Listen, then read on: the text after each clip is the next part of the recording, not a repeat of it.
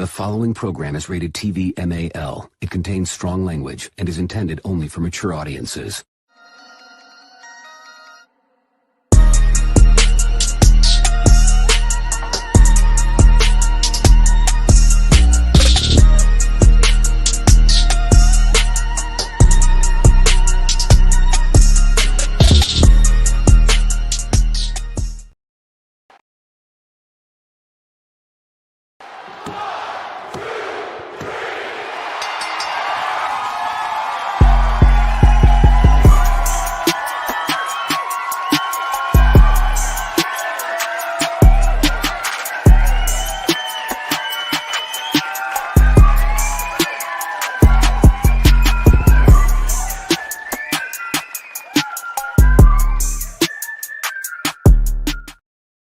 Yo, what it do, everybody? It's your man Dre, aka Dre on Wheels. Welcome everyone to a live episode of the 11:30 podcast, Talk Pro Wrestling, Commission Talks edition. What's going on with everybody out there? We live, man, on the 11:30 podcast Facebook page. We live here on YouTube. Appreciate everyone tuning in. It's the beginning of the show, so we're gonna welcome everyone in. Leave a comment, like it, subscribe, man. Tell everyone about the podcast. And don't forget to follow the 11:30 podcast on all social media platforms. So you guys, like I said, man, it's Commission Talk edition of Talk Pro Wrestling. Yes, man. I got the guys with me this week, man. Minus one. Juan Marlowe is not going to be joining us this week on this episode of Commission Talks.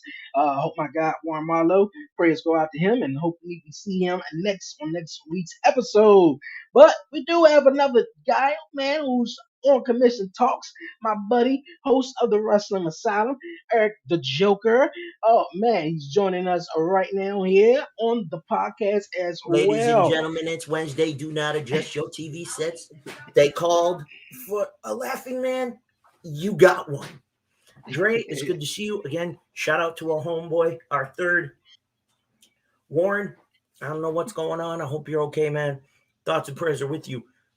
But remember, the key's under the mat. So you never know who might come walking in today. Yeah, you But right Dre, about that. What do you want to talk about today? I mean, we got a lot of good topics to discuss. Hey man, yeah, we do got a lot of good topics, man, for real. Anything that come to your mind though, I just want to pick your mind. Anything that been standing out to you over the last couple of weeks, because I wasn't on last week, so it's been quite a few that went okay with you. Yes, I hope everything's all right with you, man. Yes, it is. I know you had stuff last week. This week, side note, the boss's birthday is this weekend, so you might not have an asylum. Just saying. It's his birthday. Okay. I have no issue with it. I think the boss deserves a long overdue break and vacation. To me personally, Blackheart, enjoy your birthday. The asylum can be closed an extra week, in my opinion. That's your time. That's my thoughts. But did you watch Monday Night Raw and that promo between Cody and Roman? Yeah, damn. Yes, I did. Let's get into that bad boy right out the gate because, man, I want to talk about this. Okay, then let's talk about it. Let's definitely talk about it. Let's roll the footage for the good folks at home. Give them a crash course on what the hell is going on. So, as we all know, Roman and Cody, WrestleMania 39, the Bloodline storyline is almost a full year. We know how dominant they've been, the twists, the turns, but last Monday on Raw, they shot from the hip. Roman talked about Cody being a runaway when Stardust wouldn't work. Cody keeps reminding them, don't bring up his dad and making it personal, including the Advocate. But here was the part that got me interested deeply. Cody countering with his response, and seeing this picture alone says it all damn day. Cody told Roman, when you wake up on April 3rd, Jimmy and Jey are going to leave you. Paul Heyman's gonna leave you. And the bigger one, Solo is gonna leave you. And the fact that Cody had the balls to look Solo in the eye and tell him, "You're not ready, kid," spoke to the depth of this story. And when Roman himself stopped Solo from the attack to try to hit the Samoan spike a second time after Cody kicked the hand to block it, and Roman stopped him, the story that was told is Roman, guess what, Solo? You're not ready to roll with this. And what's worse is I now realize I might have just met the one guy that's going to fuck me up and beat me because I can't get in his head. Christy, hello. Good to see you, my friend. Welcome. I'm going to say this for what it is, Wheels, plain and simple. What you heard on Monday night, part of it was a shoot. Because remember, Cody mentioned this not too long ago. Nobody thought he and his buddies would fill 10,000 seats. What'd they do? Stuck it up their ass. Everybody wants to talk about, oh, Cody left where he was. You want to know why Cody left? I'll give it to you plain and simple. Go watch his interview on Broken Skull Sessions with the Texas Rattlesnake. He said it there. It was his baby. Everybody was having fun and growing up, but he needed to accomplish something for him. Baby, his wife. But there was something he wanted. He even admitted he boxed himself into a corner. Go back to 2019, Jericho's very first inaugural title defense on pay-per-view. He won it in the match against Hangman to be the inaugural champion at All Out. Go to Full Gear 19. Cody put on the line if he lost, he would never challenge for the belt, the World Championship, as long as he was part of AEW. So it begs the question, could this be the catalyst to see Cody jump back and get his shot? You never know, folks. But the fact of the matter is this. What happened on Monday night was pure fucking platinum. Cody is comfortable. And you can now see that Roman is where now Brock is in terms of the money. So the question now becomes, and I'm going to ask you this, Dre. I want your thoughts on the promo too, because I'm going to ask you this. Okay, because I'm ready. Listening to that,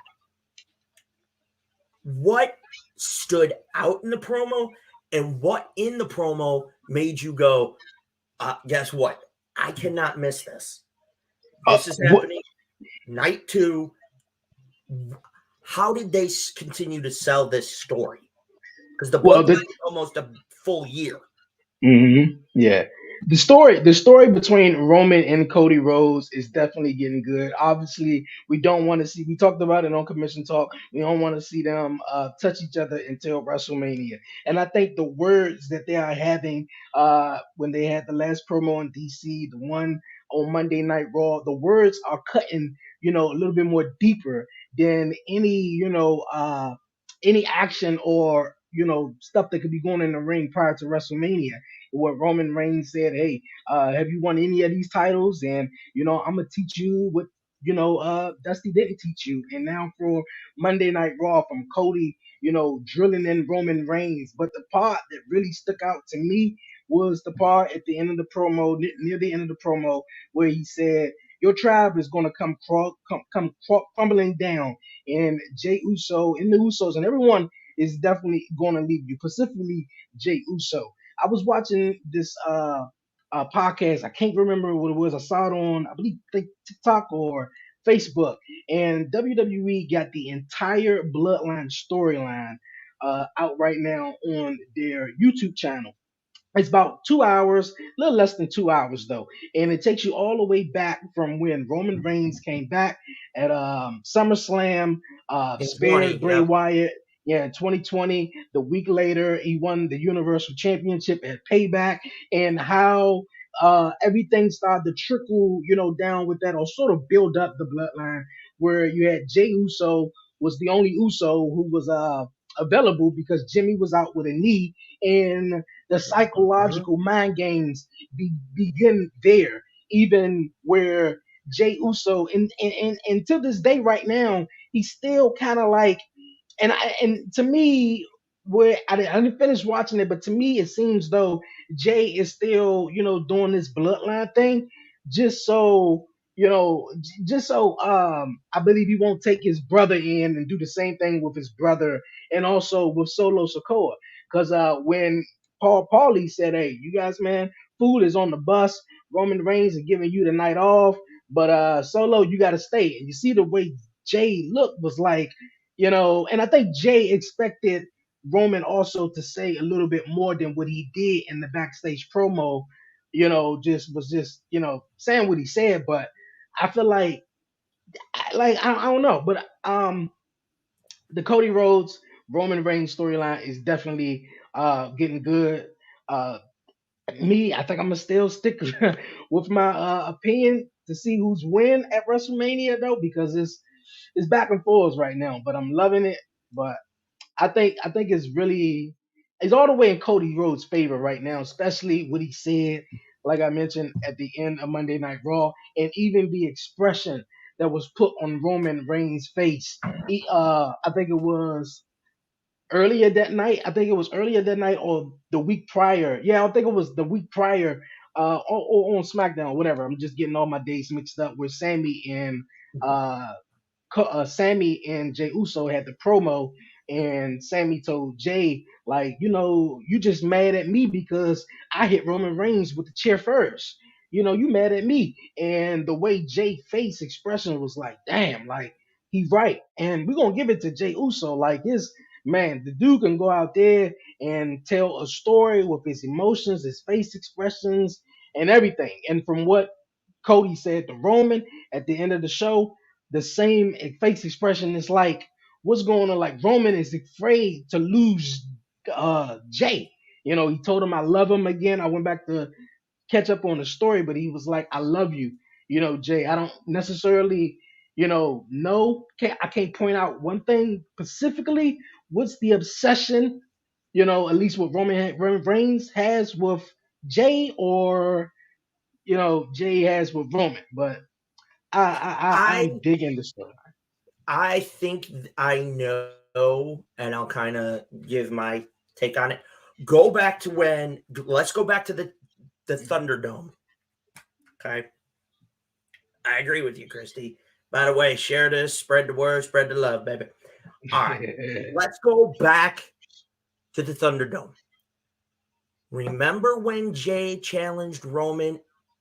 I think it was inside Hell in the Cell. It was maybe and I quit or some shit inside the cell. Yeah, they had a match at Clash of Champs. Yeah, they had a match at Clash of Champs with Jey Uso won like a fatal 4-way or something, and something he earned like that to go challenge Roman. Yeah, and then the following month, he was like, "Yeah, you want another rematch? Okay, cool." But yeah, I forgot about the one at Clash of Champs, and then it was also one that we all remember at Hell in the Cell.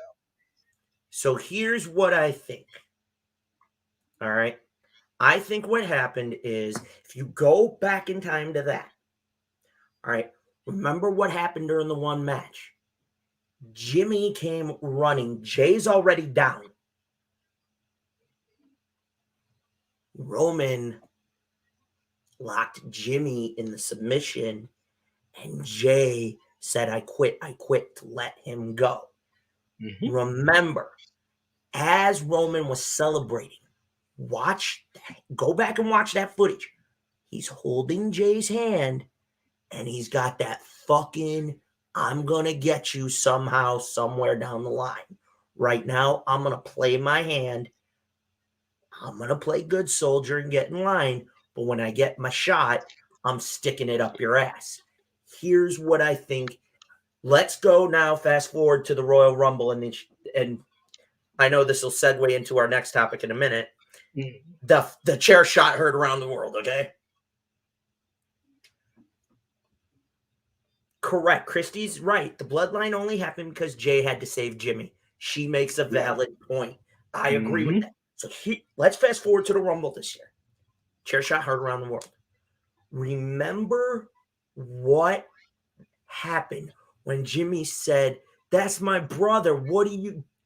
He looked like he was having fucking flashbacks 3 years ago. Great story right there. What better way to build up to everything we're at to now? The fact that you have that piece makes all the difference in the world. So now it begs you the question, because I had to think about it. What comes next? I think Roman gets screwed. The catalyst? Few things. Night 1 at WrestleMania, Jimmy and Jey lose to Sami and Kevin. We'll talk about that in a bit. I think that's phase 1. Oh, Roman was... Oh, definitely. 2014, how could I forget? Mm-hmm. Okay. Two, Roman tells Solo and Heyman, stay back. I want Cody alone. That pisses them off, but at the same time, they'll listen out of respect. Here's what I think happens. During the course of the match, Roman goes to try and either get himself intentionally disqualified or set off a chain reaction of distractions long enough to allow him to illegally keep the belt. We all know what I mean by that terminology. Some shenanigans. So here's what happens. As the shenanigans begin to play out, you're still missing Jey. Jey doesn't show up. Or does he? Jey sneaks in the ring. Roman gives him the chair. And instead of hitting Cody, he goes, you know what? Sami was right. Fuck you. Blasts him square. Doesn't matter if it's in the chest. I don't care if it's in the back. Just don't hit him in the head. Square up in the head. We already know about that. Need I say more? And Roman gets screwed. The following night on Raw, if I'm writing it, he goes and bitches. Here's how I pull this off. Because I'm taking this playbook out of the Raw after Mania 27 in 2011. I was at Mania 27. I wasn't there for Raw, but I watched it when I got home that day. Here's how I think you play this piece out. Roman's pissing, bitching, and moaning. Solo isn't there. Heyman's gone. Jimmy and Jey aren't nowhere to be found. He's back solo. And he's bitching, he's cussing. Cody and them playing this. Out walks The Rock. He grabs a microphone and goes, you wrote your own fucking demise. Rock bottom looks him right in the eye and go, I'm going to put you in check. The elders sent me to put you in your place. I'll see you in Philadelphia, bitch. I might be your cousin, but in Philly, you are my bitch. And that's it. Mic drop, we'll leave. And the reason you do that is you are now going to set the tone where Rock's going to appear. He's not going to get physical. He's going to get on the mic. And you're going to watch them build to Philly next year. The sickest slow burn that they did with Cena and Rock going to Mania 28. Yes, Rock had a little, oh my God. Oh, here, baby. So if you can now begin that the following night on Raw. The bloodline's fallen, and The Rock has to come in to put Roman back in his place because he's gotten out of control. He allowed an outsider in. The outsider basically destroyed everything. And now Roman's got to pay the penalty. You wrote a hell of a story this past year But in reality, the seed started back in 20, and they've slowly been growing and blossoming for the better part of 3 years. The best part of it has been the last almost 12 months. Mm-hmm. Unreal. I agree. I definitely agree, though. The Rock situation, man. I'm a big Rock fan. I don't know if you can find a bigger Rock fan than probably me and Warren Marlowe, but I would love to see the whole Rock and Roman Reigns. Don't know who's going to happen. I'm hearing that he may be available next year or so, but that's just rumors, though. But the whole Jey Uso causing Roman Reigns the match at WrestleMania is highly possible. Highly possible. I'm not sure what number he up to, 900 and something days as champion. Do you think? Well, I'm gonna ask Shiz. Do you think they're gonna let Roman keep the belt to 1,000 days, or he's losing it for sure at WrestleMania against Cody? Nah, he's going to retain. Okay. That's the first time it's the first time he's going to retain. He's going to retain.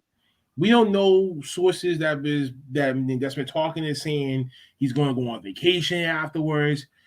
He was supposed to go on vacation the first time. That didn't happen. John Moxley, same thing in AEW. That man has not went on his vacation since he dropped that title, and still he's still in the confines of things. But I'm also hearing that they're trying to keep the belt on him to when the draft comes around May, and have him just drop the belt then, and then you have a tournament to do the similar thing that what you did in 2016, I believe, where the world champion, whoever that was, I think it was Dean Ambrose, he got drafted to SmackDown. Then they had to create another title for Raw, which became the Universal title, and you see where the hell that went. They might just do a little differently, I think, this time around, and they might do it either two scenarios. Either have him drop it and just throw it in the middle of the ring, you know what, I'm done with this crap, whatever, and move on.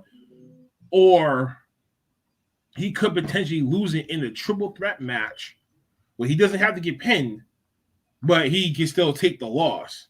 Say that I never lost, but hey, that's one title off my belt. I still got the main one that I won, and I'm stick to being on SmackDown. And you can prolong that from there, unless you automatically going to say, and we are going to give him the break. We need two new champions right the fuck away. So who's strong enough to be booked to beat Roman clean? No one. There's going to be some screwy things that you're going to want to book in order for that scenario to happen. So I don't think he's going to drop it at WrestleMania. People is going to get upset. Yes. Don't get upset. Oh, you're going to have. It's not his time to win the title. Yes, you so right. Wait a month or two afterwards towards Money in the Bank, shit like that. Especially money in the Bank, where he gets in that match, wins the ladder match, where he comes out during the main ending, cashes it in and wins. You still get your happy ending. Hey, look at Blackout. You've been the first person that I've been on the podcast with. Yes, agree with me. Cyber. Yes, I do, because I'm not looking at Jimmy and Jay. They got their own problem with Sammy and Kevin. Solo is the one that I'm peeking out Cyber, for. the door is open. In this whole scenario of things, right? But also, you're hearing the rumors that they have another family member working in the medical team in the back. Hey, Christy, we would all thought that they was going to strike when it was hot with Cody. Sami Zayn maybe winning at the Elimination Chamber, and that didn't happen. And I don't think he's going to win. Christy, if that was the case, how many times did WWE drop the ball with so many people that was red hot and they never got over? RVD is the perfect prime example for me. When he came into WWE, he was red hot fire. They didn't put the World Heavyweight title on him because Triple H did not like him.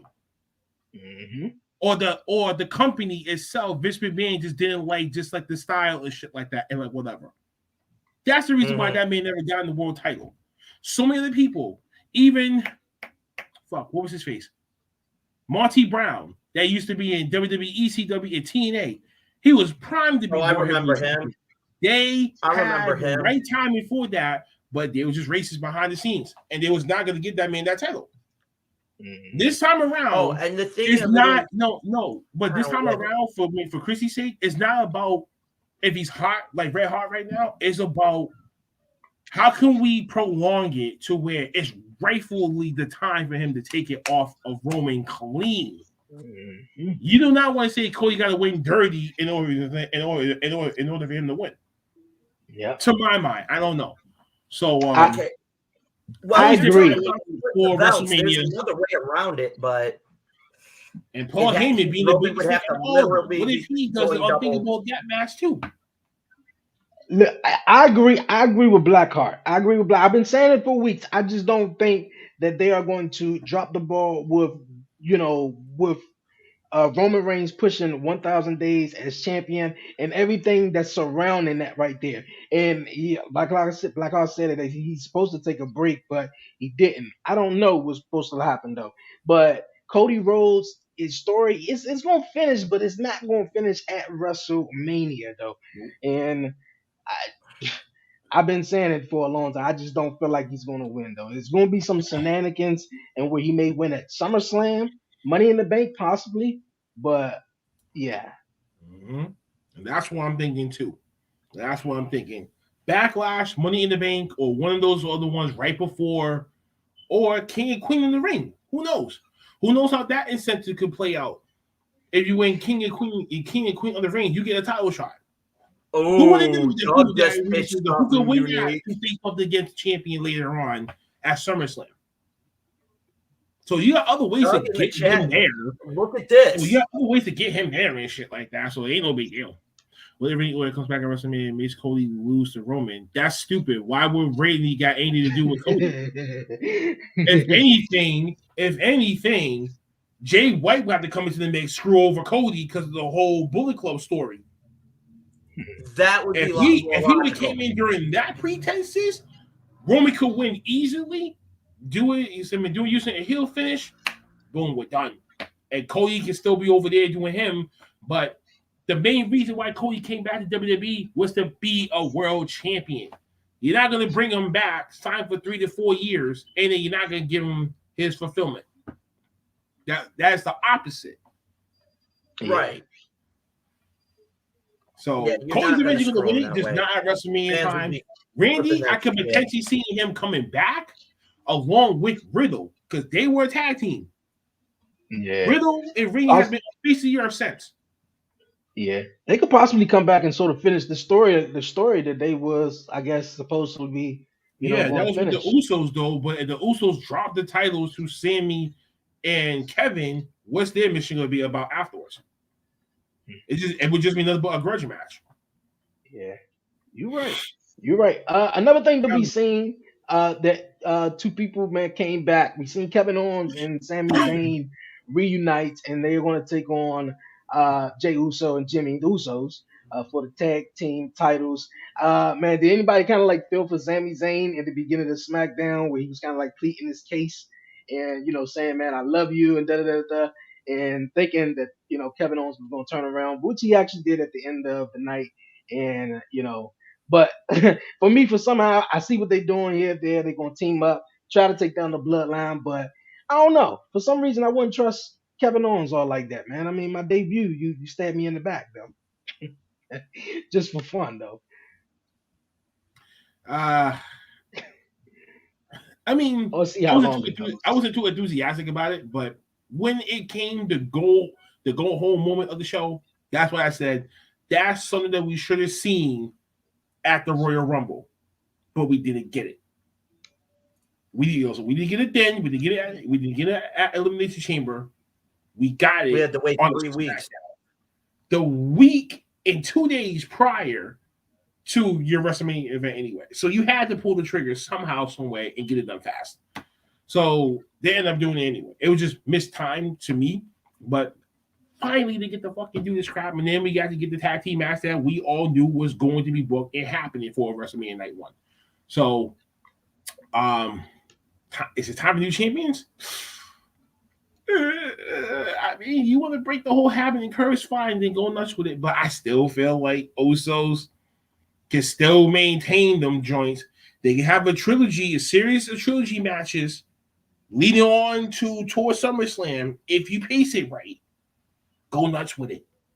Don't make this the one off and that's it. That's all I'm wanting WWE doing. Don't make this the one-off. Give us those trilogies, please. Because that's something that I'm dying to see. Hey, Eric, what you think? With the Usos, I think it's a good thing if they did retain. It keeps that momentum going of who's going to stop them. I do have to agree with Blackheart. You should have pulled the proverbial trigger on the Sami and KO either at the Rumble or here how I would have booked it. Wouldn't have had it at the Elimination Chamber. I would have did the following night on Raw because here's what happens. Sami called him out. They have a heart-to-heart throughout the night like they did on Raw last week. Then you're seeing on Raw, they get on the same page. Oh, shit. Now you have a little more time to build the story for that. But guess what? You're 2 weeks away. The timing is bad. This is almost like Vince McMahon timing. Good story. Great by Hunter. I think he mistimed it a little bit. Not saying it in a bad way, but Doug thinks that FTR is coming. Going back to could throw a wrench.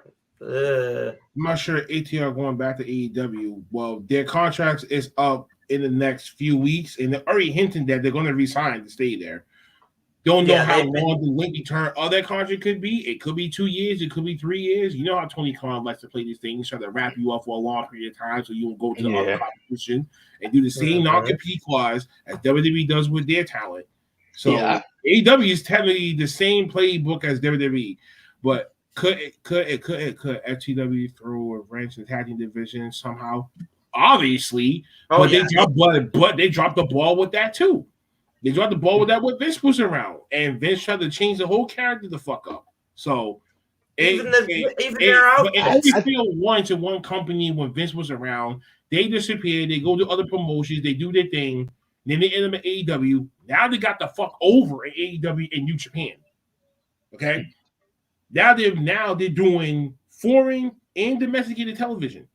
So when you bring that into the fold, it's like once you're on top, I don't see the people or the wrestlers themselves want to say, I want to leave the place where I got myself over, go to another company that may not know my face.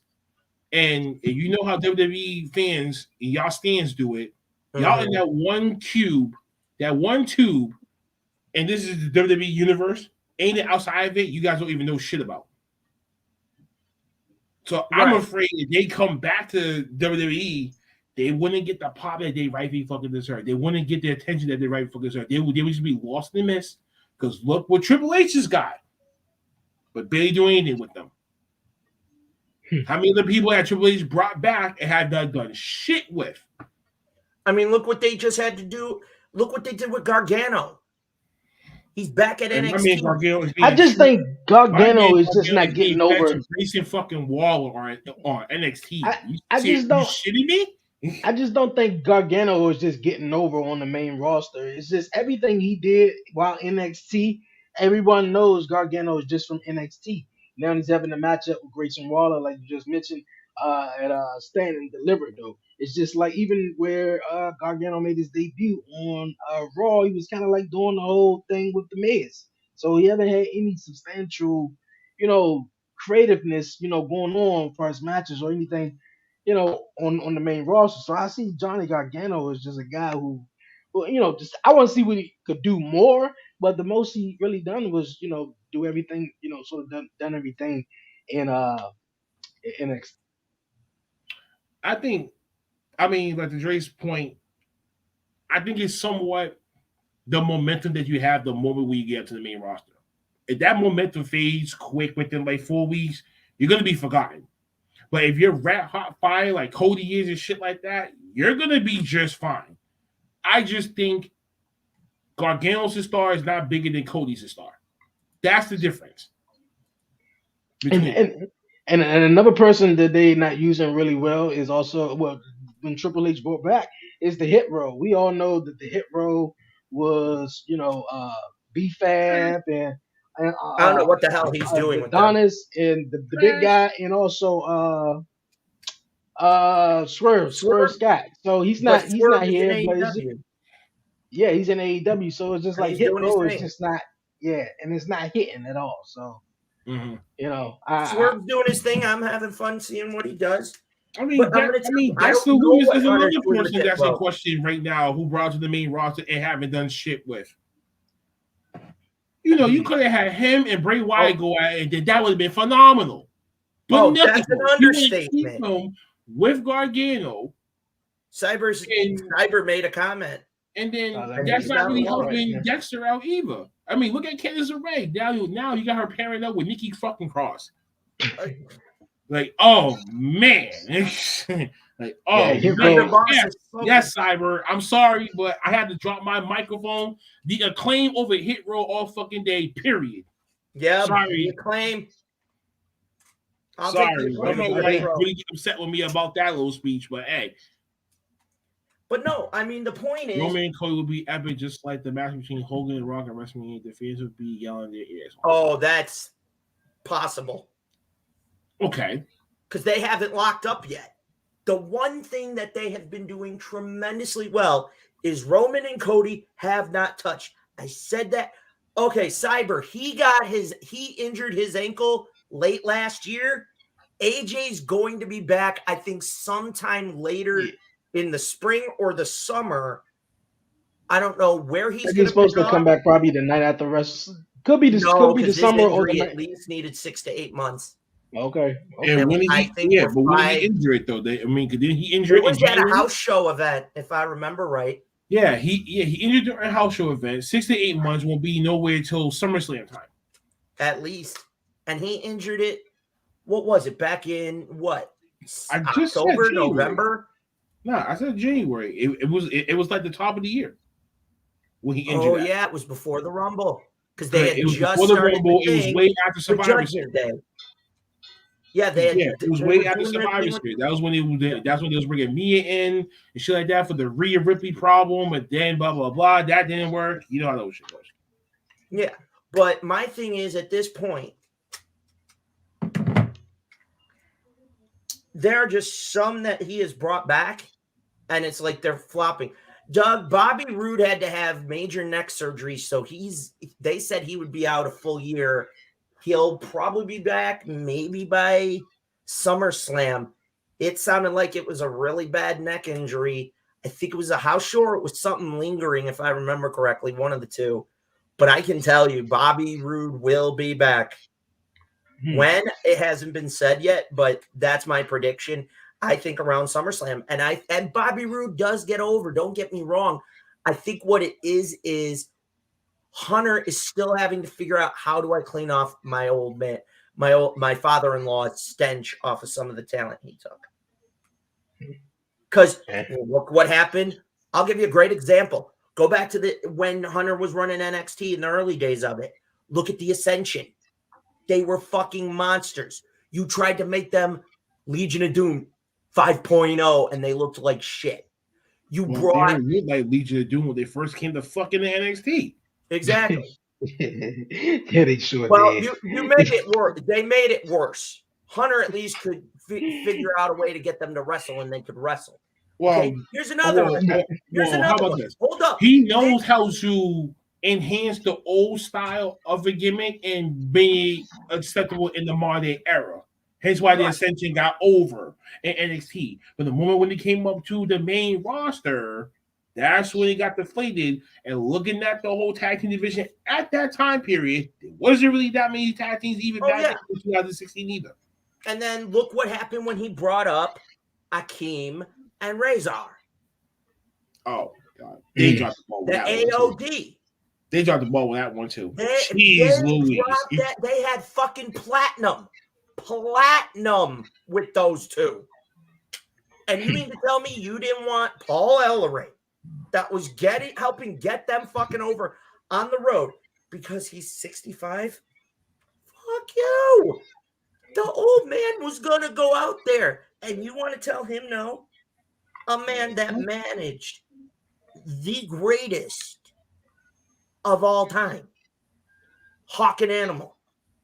You mean to tell me you're going to deny that man the opportunity to continue managing those two, and you flopped it? You even tried to put him with Seth Rollins to give him that rub, and that didn't work. Hunter's having to figure out, how do I get Vince's stench off of this shit? He practically destroyed big key name talent. Like, how the hell? I'll give you the best one I'm going to give you. I'm going to go to Bearcat Keith Lee was the stupidest shit I ever heard. Even though I know why that they try to do it to Keith, but the name just did not fit the person. Oh, I don't know. What's going on with him right now in AEW, though? Like, what type of character? They turning my man into fucking Mordecai. I'm done with AEW when it comes to that shit. Fuck out of here. But then again, I choose Bearcat over that one, though. But then, as I heard, I guess he has a condition to where he has to he has to bleach, he had to dye his hair black. His hair, normally because of his condition, is white. Yeah, that's why. When you see him came back, we had the whole white hair, and then you're like, yo, why does he look like Uncle Ben from Uncle Ben's Racist shit? But even my first question now, why my man looking like Cisco? Nah, Cisco though. No. Jeez. Yeah, WWE has brought back a few guys who they just, at least in Triple H since he took over in late July, early August or so. And, last year. Yeah, he brought some talent back that ain't really done so much with him, and some of them just, some of the talent, like just said, like you guys just said, just got to clean off the dust that Vince McMahon had made a mess with him. And it's also guys that I was chatting about, I think a couple of weeks ago, where's Morrow? Well, not I said Morrow. Where's Miro at right now in Miro's AEW? Clear. The problem is Tony doesn't know what to creatively do with him, and that's not uncommon. Even Arn Anderson has said this. Yeah. Hell, Hunter said it when they were interviewing with China for the China thing. He said it clearly. At one point, when they were scouting China, WCW was scouting her too to be the only female member of the NWO.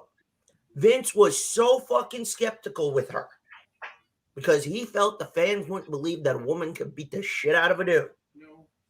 That when Hunter and Shawn finally forced him to go through with it and said, if it doesn't work, it's on the two of you. Look what we got.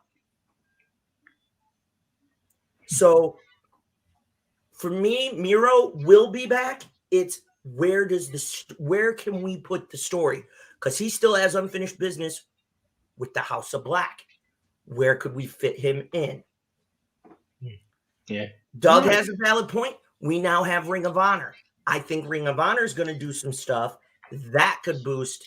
That's still being booked by one person. Oh, I know. But see, the thing is, I'm reading things where Tony is getting kind of the push that Samoa Joe helps take the book off of him so that he gets a little easier pressure because Joe knows. Honestly, I don't think Miro would be fittable for Ring of Honor if that's going to be the case. If you're going to put Miro in Ring of Honor, he better be the television champion. He better be a champion on that lesser brand over there. If he's not either doing neither things, that he needs to just not wrestle, period. Right. I agree. Wait. Like, if you're going to demote the man to the secondary brand under Tony Khan's new era of wrestling, right? It should like that, right? Mm-hmm. Right now, you have Wardlow, your TNT champion. Miro can easily come back, beat the crap out of him. You already got the TNT championship picture kind of already filled in for God knows how many fucking weeks. Easy enough. If you demote this man, Miro, to Ring of Honor, and he does nothing, game over from here. That's what you know. His game is good. He is blacklisted, whitewashed, whatever the fuck you want to consider Miro as, he is done. The WWE did not take him back. Forget that. He said he's not going back to WWE. And he's going to cost too much for y'all indie promotions too. Let's think about that for a second. Would you rather want Miro in the indies? No. That's taking more bread out of y'all motherfuckers' pockets. Hey, I agree. I wouldn't want to see Miro and Ring of Honor doing anything less than being a champion though. You guys talking about other people, man, and also we talking about AEW. How you guys think about Tony Khan and AEW utilizing the the other main guys in AEW, such as Jungle Boy, Darby, and I believe it was Sammy Guevara in this whole fatal four way, trying to use their own original guys in this matchup that You started mean last week. TK's picks? You mean TK's Yeah, picks? yeah. Okay. Do I see any? Do I see anyone of them winning? Yeah, I mean, what would you think of basically AEW kind of like going in this direction, using They're four throwing darts originals at the basically? wall, baby. They're throwing darts at the wall, trying to get bullseyes, and they're coming close to that bullseye with these three.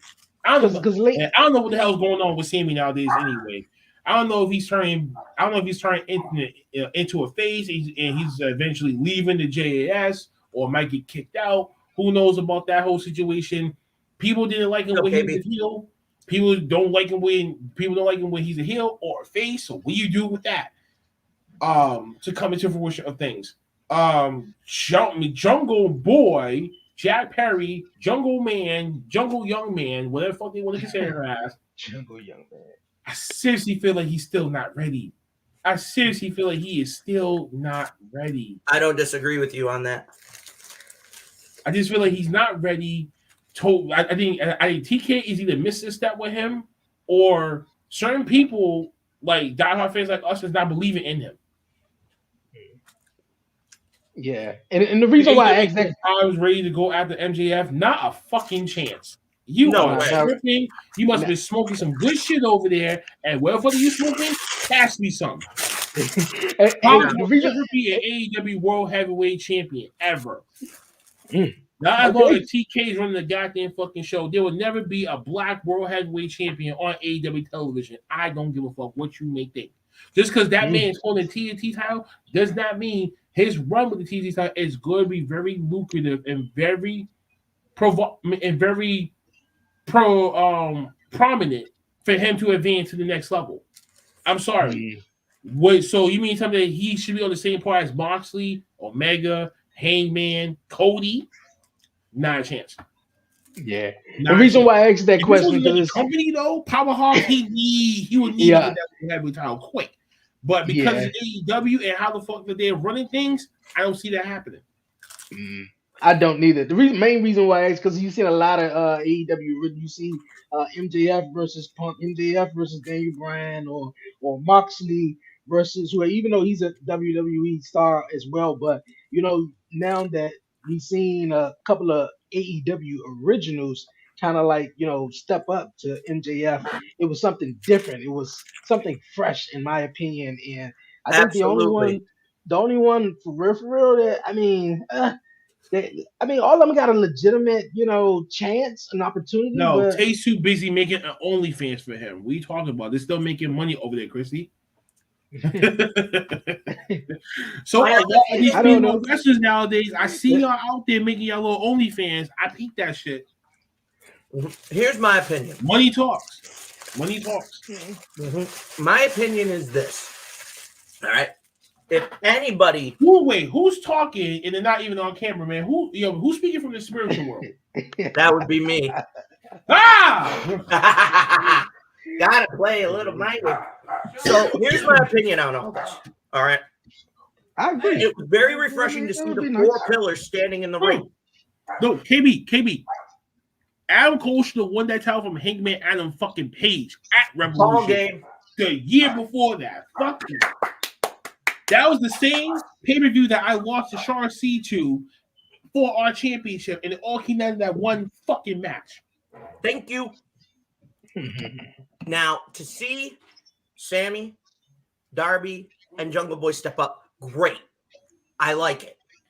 It lit a fire under their ass. I have to agree with Blackheart. Jungle Boy, for whatever reason, isn't getting everything he needs yet. Sammy is Sammy. We'll see what he does. If you want somebody that is going to pull the biggest match out of MJF's ass, It's Darby. The chemistry those two motherfuckers have every single time they wrestle.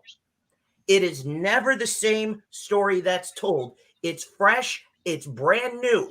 And here's the kicker. If anybody was to dethrone MJF, if it's not Adam Cole, I put the belt on Darby. I tell you why.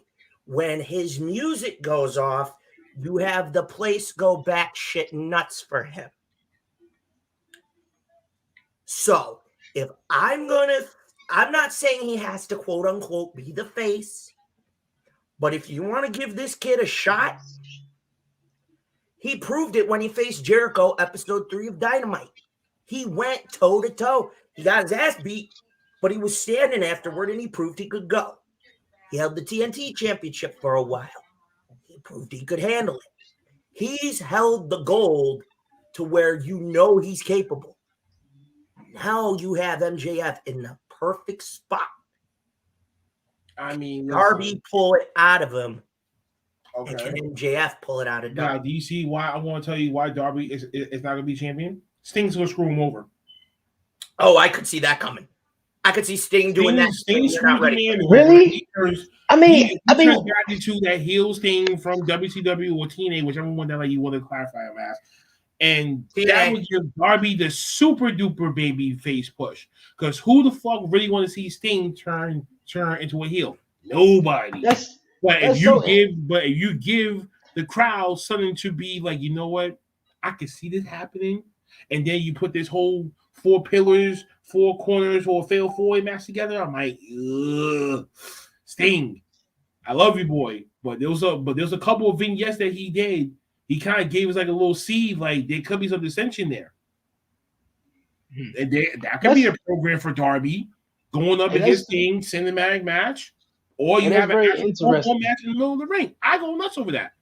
And that's very interesting because I never saw if Darby Allin was the challenge, for the championship against MJF. Sting would be the reason that he would cause it, because I was like, Sting he has nothing to prove. MJF, Darby, and Jack Perry deserve to be champions. Jack Perry is not time right now. Darby Allin only depends on if when they pull the trigger on it and what they do with him. Playing it afterwards. I say, like, for instance, right? They sit down with Darby the same way how Vince McMahon sat down with Bret Hart. He sat down with him and gave him a list of 5 wrestlers as heels and as baby faces to see which one would he want to do if he either stayed babyface or if he turned heel at WrestleMania 13. He said he'd rather stay as a heel because he can work with Austin. He can work with Ken Shamrock. He can work with other people to get them more over so they can make more money. This is, I think, that scenario, and this thing right here has to apply for AEW to be like, yo, MJF, all right, here's what we're gonna do. We got this list of baby faces and heels, but as you're a heel, this is the baby face list, and here's who we have for the full roster that are baby faces. Who would you want to face that you can feel like you can make money out of? And right. Darby's one of them. Jack Perry's one of them. Sammy is so questionable, but he is a phenomenal in-ring performer. I'm gonna give him what he do. I think the reason why Sammy got a hell of a match. Sammy got that. I think Sammy still got that heat coming from the fans because of the ex-girlfriend. Yeah. People not gonna let that go. I mean, people's really not gonna let that go for him. Yeah, everyone was kind of like pulling their heart, telling their story, why they should be champion, who they are, their humble beginnings. And it seemed like once Sammy Guevara got up there and said what he said, everybody was like, yeah, boo, we don't give a shit. Yeah, you a cheater, you'll do this. But I think it was just like with Sammy, they was putting him in a situation where because of booking, that's why they hated him even more. Wait, when he left the Jericho Appreciation Society the first time, on the Inner Circle the first time, he should have stayed solo fucking door and not sneak back 2 weeks later. That pissed me off. Wash then to where people gave up on Sammy. So no matter where you may put him as, he's not getting the right reaction or the right notoriety as certain people will look at him and be like, okay, I can see him being a possible champion in the future. Yes, he's definitely one of those people that will be champion in the future. But I don't think right now, because of that, and his momentum was fizzled out because of the marriage between Tay Mello and shit.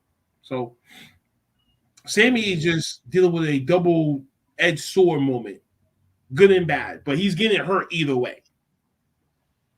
Oh yeah, he's in a damned if I do, damned if I don't catch 22. I agree. I think the other three that you mentioned, oh my God, okay. No way.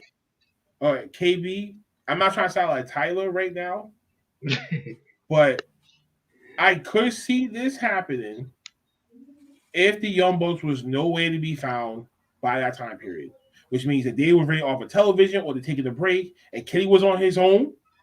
I can see this happening. I can see that.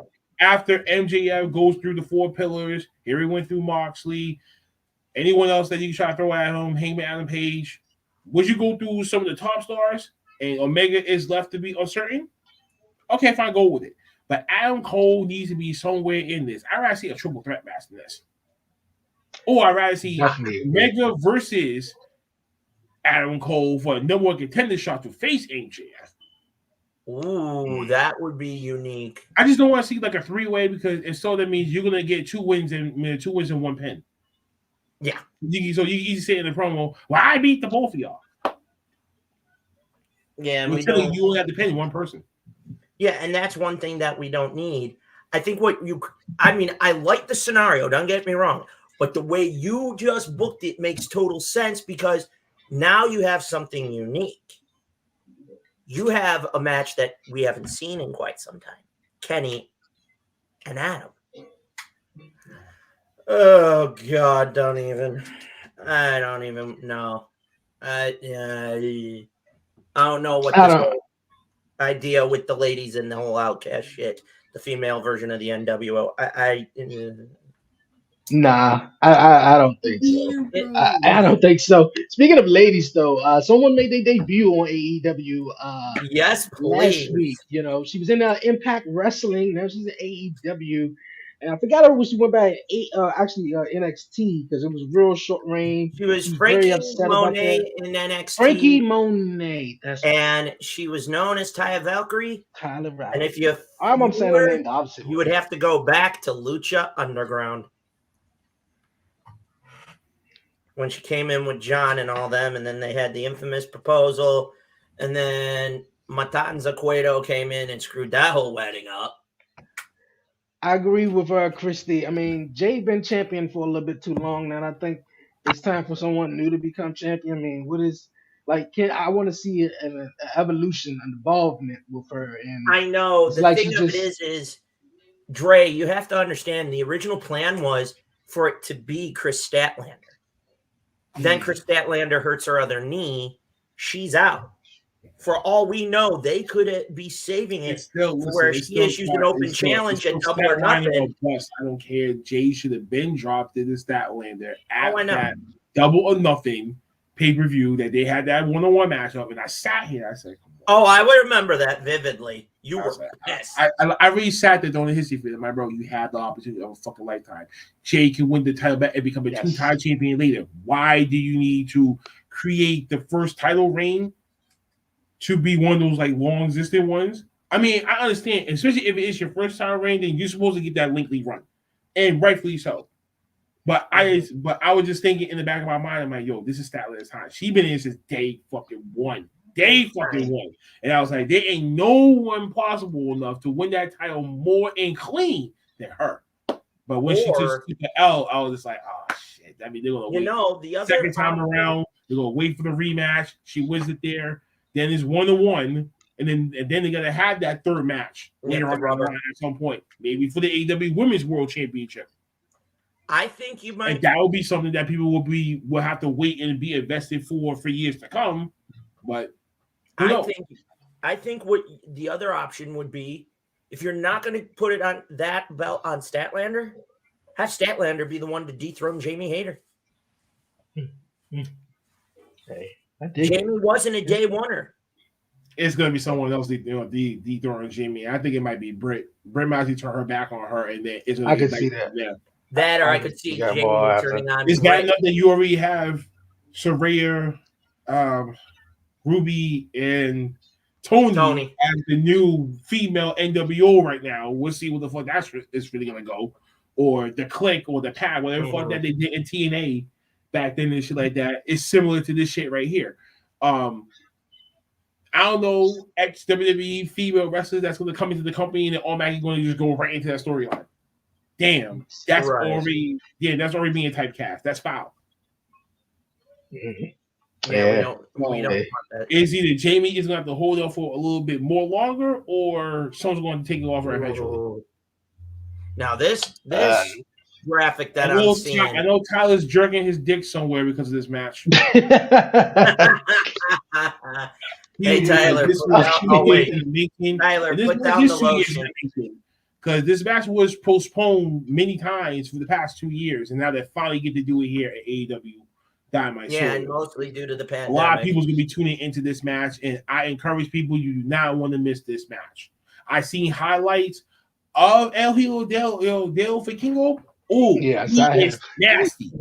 He is fucking nasty. Like I gotta take off my ski mask for this. That motherfucker is legit. I've seen that motherfucker is legit. Check out his work in AAA. Yo, he's nasty. And somehow, some way, I see. How did it even happen? He did some monkey flip to someone. That motherfucker fluently flew in the air like it had no magic wires or nothing. Flew out the ring and landed right on his back. Boom! I was like, that's fucking impossible. There's no way. Could you imagine him and Dante? The height those two would get one-on-one. Yeah, I've seen videos of him. But check out his stuff. Check out his stuff from the last AAA last year. Those footage right there, you be like, whoa, wow. Yeah, for real. I saw the footage and I immediately went. I was like, I did not just see what I think I just saw. Yeah, she's not with AEW anymore, man. Yeah, she's wanting to retire. I think she's wanting to do her own thing. Doug made an interesting idea for how to get Ray and Dominic to face off. Dominic and them attack Conan. They're gonna fight this one out. You know how this is really gonna happen, folks? Please explain it, because I've been thinking, and this was gonna really come to fruition at the Royal Rumble, because Rey Mysterio never came in. So I'm thinking, okay, Dominic attacked his father backstage. He took his mask off. So, and they've been prolonging it. So I really want to know how this is going to come up, because he keeps saying he's not going to fight his son. So I feel like Dominic is going to do something so below the belt to where Rey Mysterio has no choice to accept and fight his son at WrestleMania. And here's what is going to happen. The Hall of Fame. Okay. Hall of Fame. Boom. That's what happens. Ray's gonna come up, make his speech. Dominic, Judgment Day music, playing from behind. Dominic's gonna come from out of nowhere in a suit, or maybe just straight up, just disrespectful, just wearing his ring gear, and he's gonna just provoke him in front of everybody. That never happens on a Hall of Fame ceremony. So this happens. This has to happen by the Hall of Fame speech ceremony. The only way I can see is that they Dominic and then Ray will have no other fucking choice. You know what? Fine. Night 2, me and you, jailhouse style street fight, and that's that. Give them 2 days to prep. You don't have to do it all. You don't have to do it right after on night 1. Do it night 2. I agree. I wanted to see how this was going to come up. When I sat here watching that shit on Monday, and I was like, come on, Ray. This is the time for you to either say, either sink or swim. Do it now, or this is not going to happen. But then I was like, wait a minute. You're being the main headliner. What better way for you to thrust Dominic to be more hated than anything in the fucking planet than to do it to the main headliner of the whole entire Hall of Fame show? I was like, nope, that's what's going to happen. Oh, I guarantee it will happen. What's Dominic doing? I'd be like, I knew it. If they don't do it there, and I think it makes sense because they've been having Dominic on SmackDown more recently, and I think they were going to. I thought they were going to. I thought, Rhea and Ray too. So so two storylines on one show. Yeah, so I see that. Yeah, I actually thought he was going to accept it last Friday, where he was like, if someone calls me out, I accept them. But he was just like, what, I'm not going to accept it. So I can kind of like seeing that. I can see that happening at the Royal Rumble. I mean, at the Hall of Fame speech. I think that would be. I think that's exactly what needs to happen. I mean, look at all the videos that they've been having where Dominic and Rhea came, interrupted Thanksgiving. It was Christmas, New Year's, all these different scenarios and stuff like that. And I can see Dominic and Rhea coming out at the Hall of Fame and, assaulting, picking on Rey Mysterio and sort of demanding the match. So that makes sense. Talk about your younger son who's taller and linkier than you. You got fucking a fucking disadvantage in height, but you got mass on you, boy. I'm gonna tell you right now. That's exactly where it should happen. Who the fuck is Andy Kaufman? Hey, that's what I said. I think he's someone who was on the show a long time in the 70s. Oh, okay. Why is he being inducted in the Wrestling Hall of Fame? Is he inducted into the celebrity wing? Because I'm guessing so, but this makes no sense. Yes, he is.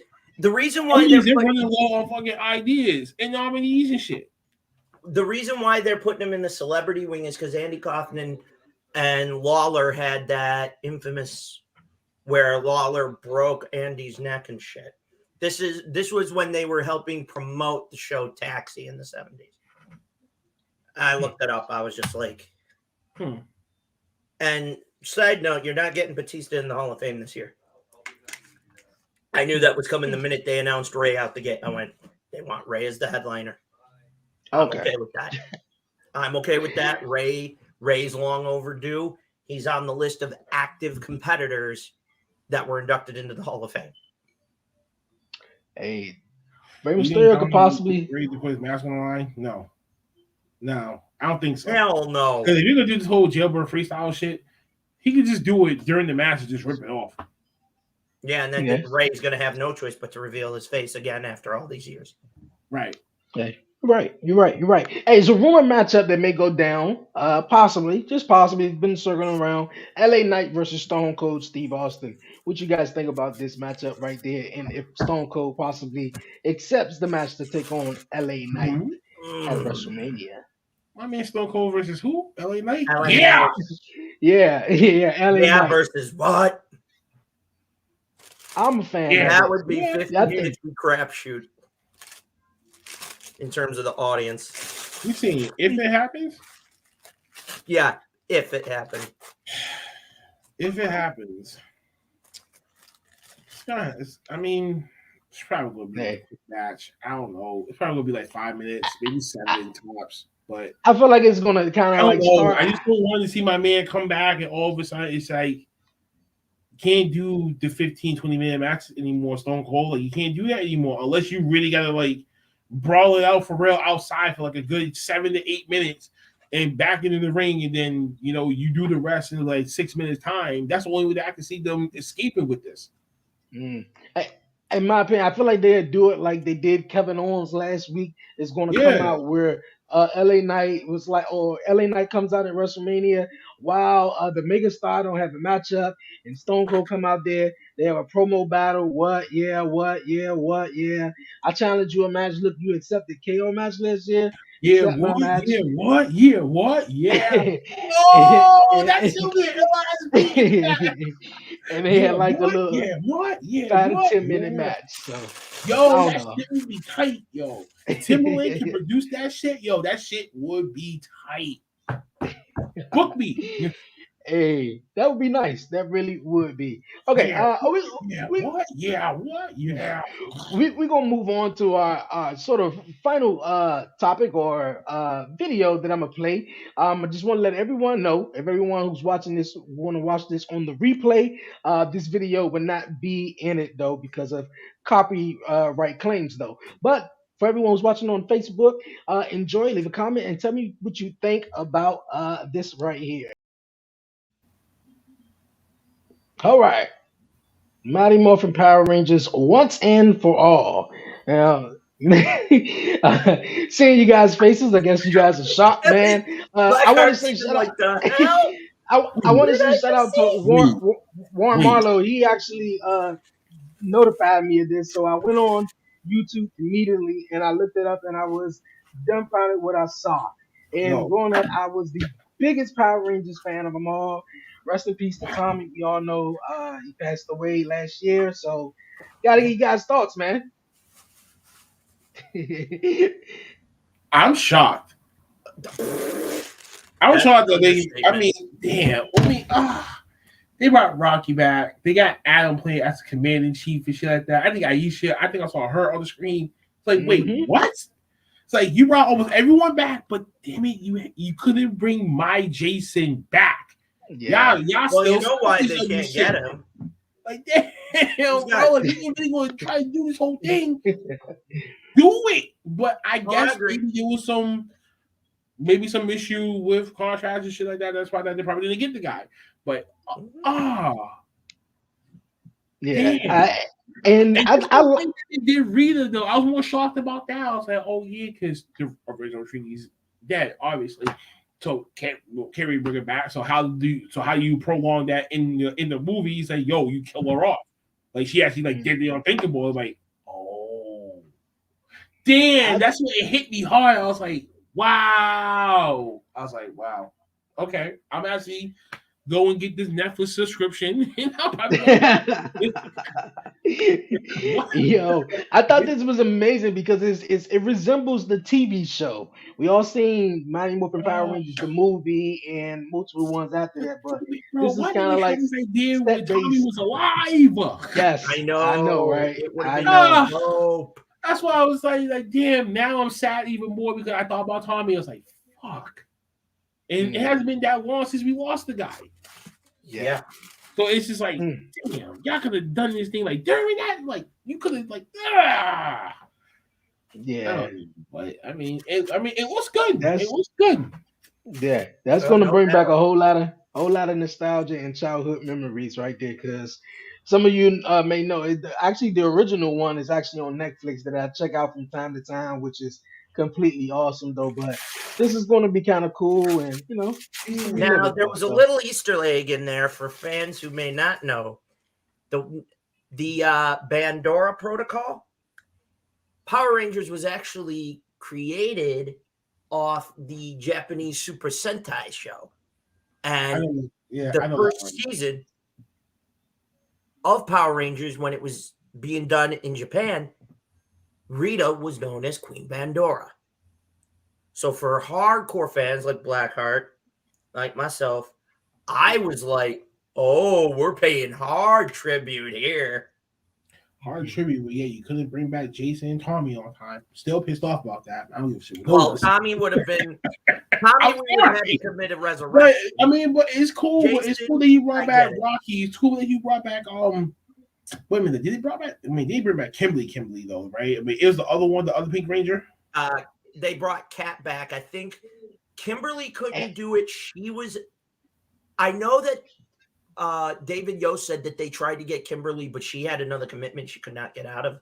She was committed to some other project, and do you think that she may want to do it because of Tommy? I mean, not because of because of Tommy wasn't there. That was the bigger piece. We knew the character. I'm gonna still watch the movie. So am I. But I know for Amy Johnson, she took Tommy's death extremely hard. They were like this. And that when she found out, I mean, she did a live, I forget on what platform, but her eyes were red. She was so red. Yeah. So I think the bigger thing was, I want to do it, but he's not there. And that's still fresh for her. Yeah. That would be very interesting. Yeah, that would be the number one thing that I would think that the reason why she couldn't do it. While we on final thoughts, I gotta ask my guy Blackout, man, what you think about the XFL season so far, or have you been checking it out? I've been forgetting to be paying attention now, but I've been hearing some good reviews about it. It's definitely up there, as far as the quality, the rules, and how they enforce these shits. It's actually, way better than what this man had done it before. Thank you, Rock and his ex-wife and / business partner. But they can definitely stand toe to toe with arena football, the USFL that's about to come back too, and what was all the football league? Thanks, Doug. Oh, yeah, and the Canadian Football League too. Yeah, so they can be a great alternative as to try to get back into the door frame to the NFL. I guess it's just like another divisionary league where it's going to have bigger eyes watching these players, and they could give them potential jobs. And people that just need some more work can go to the XFL and get their, and get their skills up and then come back. Who knows? Yeah. You're right. Shout out to Doug real fast, man, before you wrap up and go. Appreciate you coming through, Doug, man. Definitely check out the Wrestling Asylum and Off the Top Ropes podcast, as well as Buzzing with Marlo. I got Warren Marlo is not here this week, but I appreciate you for being involved in the show, man. Chatting with us, though. But yeah, definitely Blackheart. Loving the XFL. Coming to help Warren, so, I Brody, man. Yeah, man. The XFL is definitely, I'm loving it right now. The DC, it's been good, DC Defenders is especially undefeated. St. Louis. Their last St. Louis crowds almost 40,000. Yes, yeah. So they're really getting the numbers up. The sponsorships are picking up. The fan base is growing. I mean, and real quick though, before we even do, I want to give a special shout out to our boy that we lost almost a week ago. We had him on our show, and great. You had him on your show too. My man SPO, Sean Patrick O'Brien. We lost him over the weekend, and this is for you, Brody. Yo, man, I'm so glad you mentioned that. And I said I was going to do it. So many things was running through my mind. And I said I was going to do it at the start of the show. But yes, man. Sean Patrick O'Brien, definitely great. Because I remember me and Shiz was just connecting. And I had Shiz on one time. And he asked me, hey, you want somebody else on? I believe he was the first guy. And I had him on twice. The last episode was about 2 years ago. It was great coming on, talking about kids' life, even before I was a dad and just being a referee. So when I initially saw the post on Instagram, it threw me for a loop because I was like, nah, that ain't the guy who I had on my podcast. Because, from podcasting now, 3 years, that's the second person that I've known or talked to, interviewed with that passed away. So, man, he was great guy and great guy, to chat with. So, man, condolences definitely go out to his family and his loved ones. Yeah, man, for real. Real. We love you. We miss you, man. Thank you for the work that you did for the independent wrestling community. And we also lost one of our. He was a hell of a singer too. Like, yeah. Damn, I can never hear him saying, "Never take your panties off." Go back and watch that episode back in season 3. We had one of our own T-shirt designers here locally. Man. I miss homie now that me thinking about that. It's just like, damn, bro. Like, tell the people that you love them, man, because you might never know what the hell's gonna happen when the night is over. Well, before you even wake up in the morning, or even during the fucking day. Like, we all go do some shit. Like, I totally understand that. Like, damn, be grateful for the life that you have. That's the timeline that you have your life for. So right about that, man. Breaking, Nigel McGuinness just tweeted. Very excited about the future. Major news coming soon. You don't want to miss this. So when he makes that announcement, I'll actually wake back up. Club. If it's something big, man, we're gonna see. Hey, we're gonna see what it is, man. For real. Hug your loved ones because you never know what happens the next day. Shout out to your guy there. Rest in peace. We lost our independent promotion t-shirt designer 2 weeks ago very suddenly. He 46. All the money that they raise with the t-shirts he sells are for his son with autism. I'll get the link and whatnot to share with everybody, but he never missed a show. He would have loved something like this. I mean, the fact, it's bad when I was at the indie show last week and the ring announcer at one point nearly had to walk out for the remainder of the show because he was getting so emotional. He had a bond, not just with fans. He had a bond with the locker room, with the promoter, every venue. People were around the county when they heard about it, the outpouring love for him. And I just was like, fuck. Yeah. And him, you guys just lost your buddy. Son of a bitch. Yeah. If I find a youth, I'll let you know. Yeah. Life is hard, man, and we got a lot of ups and downs, and the wild journey that we gotta continue on going through, man. So definitely, man, prayers go up to all the loved ones, man, that we have lost, and say that right there. Okay, man, been a great show.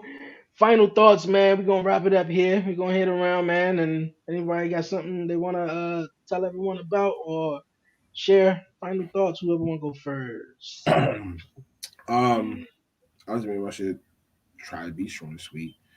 Last week in wrestling, Friday, usual time 11:15.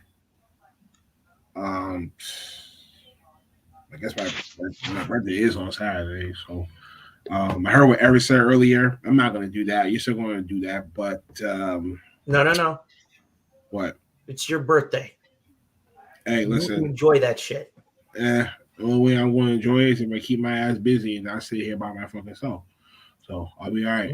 So CC Connection this weekend, usual time at 4. Wrestling Times at 6. Next week though, there won't be no last week of wrestling because the hectic week that we got wrestling wise next week is going to be fucking hellish. Oh yes. So we're just only going to be doing a weekend watch along weekend shit. Super Card of Honor. Super Card of Honor was 1. Stand and Deliver. WrestleMania is night 1 and 2. So 4 events in 3 days. So we're going to be doing that for that next weekend. So just to give you guys a heads up of why when I do a last week of wrestling next week. And this will be our last one until that time period. Shit like that. Cop the merch. You know, the usual shit. Yes, and number 1 of good pods. Thank you for supporting. Thank you for sharing. Hashtag Marvel Above All. Hashtag Always Above You. Hashtag Pod Mob. And Top Mob out. And I'm digging a t-shirt. When WrestleNary coming back? Ooh. As a WrestleNary is been on the shelf, we're only playing it within ourselves once a month. So the last week of wrestling, every 4 weeks on the last week of wrestling, we'll have a WrestleNary title defense. So we still will continue with that. It just will not be on a regular, weekly time basis and shit like that. Because it's hard to get contestants to come in and gotta come back every week to defend. You know how the whole thing goes. So it's hard to maintain that. So we just we're going to just stick it to where once a month we'll do it and shit like that within the group. We'll invite other people to come on if they want to. You beat me on where I'm finishing dinner. Okay. Cool. I got you. Hey. Well, I guess the boss has spoken. The asylum's open on Saturday. Jim Cornette, F you, bitch. You ain't shit. You finna get it this week. I'm going to let y'all know now. Without you, the Asylum don't exist. CNC Connection don't exist. The Pod Mob, last week of wrestling, the 11:30, buzzing with Marlo. Shout out to Warren. We do this for you. Show us some love in return. Just like Boss Man said, like, share, telegraph, telephone, telegram, tell a wrestler, tell your baby mama, tell your sister, tell your cousin. You know the deal. Buy some merch, support us, spread the love, spread the word. I'm going to say this. Download the IWM mobile app. It's free. You don't got an excuse why you can't, because if you say you got to pay for it, you're smoking or smoking something. But last but not least, thank you. I love you all. Next week, I'm in the driver's seat. The Asylum's going to be open next Wednesday. And who knows what anarchy we're going to create. But I can tell you this. You don't want to miss it. Because every Wednesday, you never know when Blackheart might come in. You never know if Cyber might show up. You never know who's going to surprise and pop up. This is all, folks, do not miss this show every Wednesday. Hey. Spread the word. You got it, man. Hey, this has been another dope episode of Commission Talks, man. For real, I appreciate everyone joining in, everyone who dropped in the comments. Thank everyone so much, for real. Definitely subscribe and follow, like, comment to Off the Top Ropes podcast, the Wrestling Asylum, Buzzing with Marlo. The links will be down below, you guys. For real, appreciate everyone. Definitely check out everyone content. A new episode of the 11:30 podcast show is out. Also, next week, Talk Pro Wrestling will be live on Saturday and Sunday following NXT Stand and Deliver, and at 4 p.m. on Sunday, some WrestleMania kickoff. So 2 back-to-back episodes of Talk Pro Wrestling live. So I appreciate everyone tuning in, man. Thank you guys. A new episode of Beyond 11:30 will be coming soon. Thank everyone for tuning in to that. Jay, Mario J, and my guy Will. So for everyone here, man, this has been a great episode. Enjoy wrestling tonight. Stay safe. Stay blessed. Give all the glory to God. For myself, Dre, a.k.a. Dre on Wheels, Eric the Joker, my guy Blackheart, from Off the Top Ropes podcast. No, man, we are out, man.